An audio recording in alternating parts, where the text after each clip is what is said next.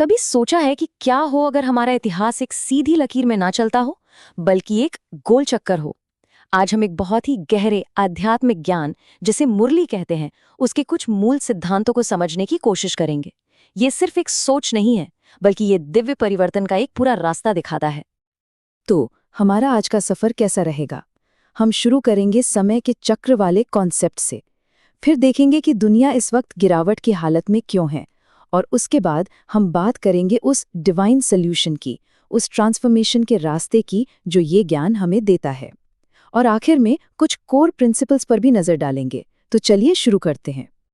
तो सबसे पहले इस पूरी फिलॉसफी की जो बुनियाद है वो टाइम के एक बहुत ही यूनिक कॉन्सेप्ट पर टिकी हुई है, और इसे समझने के लिए हमें एक बुनियादी सवाल से शुरू करना होगा।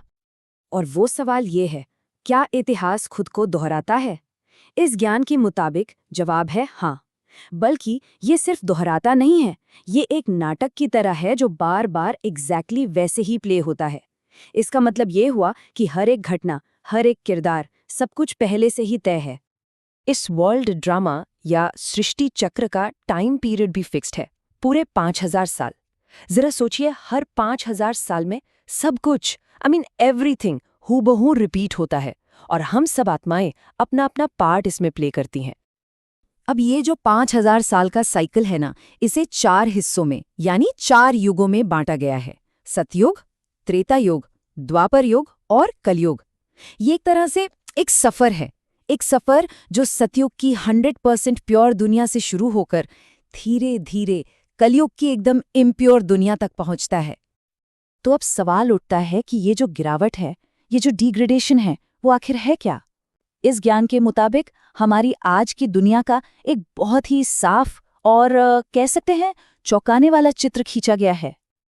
यहाँ पर देखिए कितना बड़ा कॉन्ट्रास्ट है। एक तरफ है सतयुग, गोल्डन एज, जिसे स्वर्ग या राम राज्य भी कहते हैं, जहाँ सब कुछ परफेक्ट है, सब पुण्य आत्माएं हैं। और फिर दूसरी तरफ है कलयुग, आयरन एज, जिसे रावण राज्य कहा गया है, यानी पाप और दुख से भरी दुनिया।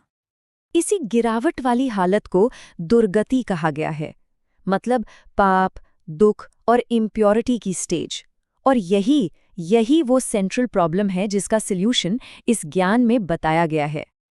अच्छा, तो इन युगों में इतना फर्क क्यों है? फर्क है हमारे कर्मों में।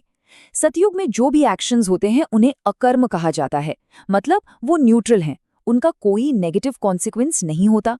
लेकिन कलयुग में वही एक्शंस विकर्म बन जाते हैं, यानी सिनफुल एक्शंस, जिनसे दुख भी मिलता है और कर्मों का हिसाब किताब एक तरह का कर्ज भी बनता है। और आज की जो स्पिरिचुअल प्रैक्टिसेस हैं, उनके बारे में इस ज्ञान में एक बहुत ही पावरफुल मेटाफर का इस्तेमाल किया गया है। कहा गया है कि लोग भक्ति मार्ग के दलदल में गले तक डूबे हुए हैं, मतलब जो रास्ते लोग सॉल्यूशन समझकर अपना रहे हैं वो असल में खुद ही एक जाल हैं। तो सवाल ये है कि अगर इंसानियत इस दलदल में फंसी है तो निकालेगा कौन? और यहीं पर इस ज्ञान का सबसे यूनिक पार्ट सामने आता है। सॉल्यूशन है एक सुप्रीम टीचर। और ये जो सुप्रीम एंटिटी है वो एक नहीं बल्कि 3 रोल्स निभाती है। एक पिता की तरह प्यार देने के लिए, एक टीचर की तरह ज्ञान देने के लिए, और एक सद्गुरु की तरह सद्गति का यानी मुक्ति का रास्ता दिखाने के लिए। और यहाँ एक बहुत ही क्रूशल पॉइंट है जिसे समझना जरूरी है। इस ज्ञान के मुताबिक ये सुप्रीम टीचर श्री कृष्ण नहीं है। श्री कृष्ण तो सतयुग के पहले प्रिंस हैं, यानी वो खुद इस ज्ञान को लेकर प्रिंस बनते हैं, जबकि सुप्रीम फादर जो रचयिता हैं वो इस चक्र के अंत में आकर ये ज्ञान देते हैं। तो ट्रांसफॉर्मेशन का जरिया क्या है? वो है ज्ञान। ये कोई पूजा पाठ या भक्ति नहीं है, बल्कि एक डिवाइन अंडरस्टैंडिंग है जो सीधे सुप्रीम फादर से मिलती है। और यही ज्ञान 21 जन्मों के लिए सद्गति और दुनिया की बादशाही का अधिकार दिलाता है। तो ठीक है, ज्ञान मिलता है, पर इससे ट्रांसफॉर्मेशन होता कैसे है? मतलब एक आम इंसान से देवता बनने का पूरा प्रोसेस क्या है? चलिए इसे स्टेप बाय स्टेप समझते हैं। देखिए, इसकी शुरुआत होती है जब सुप्रीम फादर एक साधारण मनुष्य के तन में प्रवेश करते हैं, जिन्हें ब्रह्मा कहा जाता है। फिर उनके द्वारा ब्राह्मण कुल की रचना होती है। ये ब्राह्मण कुल उस डिवाइन नॉलेज को पढ़ता है, उसे धारण करता है और खुद को प्यूरिफाई करके देवता बनता है। और आखिर में यही वो आत्माएं हैं जो आने वाले नए सतयुग की पहली पॉपुलेशन बनती हैं। ये जो कोट है ना, ब्रह्मा सो विष्णु, विष्णु सो ब्रह्मा, ये इस पूरे साइकिल का निचोड़ है। इसका मतलब है कि इस चक्र का जो पहला मनुष्य है, ब्रह्मा, वही इस ज्ञान से प्यूरिफाई होकर अगले चक्र का पहला देवता यानी विष्णु बनता है। ये एक कंटिन्यूअस साइकिल है। और इस पूरे प्रोसेस को समझाने के लिए एक सैपलिंग यानी एक छोटे पौधे का उदाहरण दिया गया है। इसका मतलब है कि ये कोई रातों रात होने वाला बड़ा बदलाव नहीं है, बल्कि एक नए प्योर देवी देवता धर्म की नींव रखी जा रही है, जो धीरे धीरे बढ़ेगी और नई दुनिया बन जाएगी। तो अब तक हमने थियोरी समझी, पर इसका प्रैक्टिकल एप्लीकेशन क्या है? मतलब इस सारे ज्ञान से हमें असल जिंदगी में करना क्या है?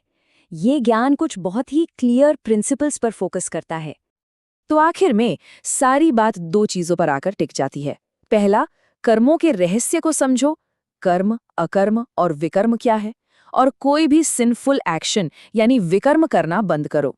और दूसरा, इस सच्चे ज्ञान को दूसरों के साथ शेयर करके उनकी सेवा करो, ताकि वो भी इंसान से देवता बन सकें। तो ये पर्सनल प्यूरिफिकेशन और वर्ल्ड सर्विस दोनों का कॉम्बिनेशन है। ये जो वरदान है, ये भी बहुत गहरा है। इसमें कहा गया है कि असली फेथ, असली यकीन तब है जब एक स्पिरिचुअल इंटॉक्सिकेशन यानी एक रूहानी नशा, एक खुशी महसूस हो, और यही अनुभव, यही नशा ही जीत का सबूत बनता है।